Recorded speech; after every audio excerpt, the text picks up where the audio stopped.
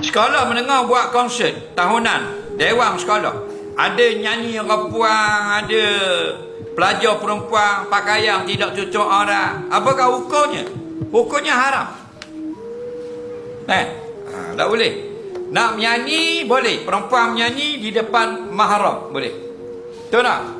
Bini kita menyanyi depan suami, halal ke haram? Halal lah. Nah, kita tengok punggung dia boleh, nyanyilah kita boleh. Faham? Jadi kalau galak kata dengan dengar perempuan nyanyi, suruh mahram nyanyi.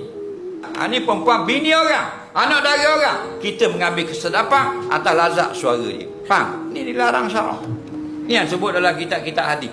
Balik cek tengok Nailul Autar, tengoklah kitab Subulus Salam, syarah dia. Faham lagi?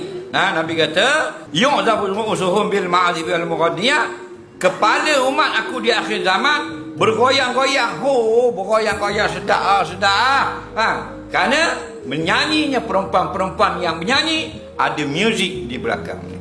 Faham lagi?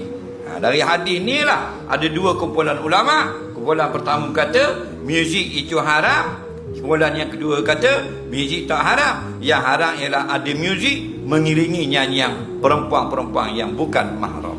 Faham?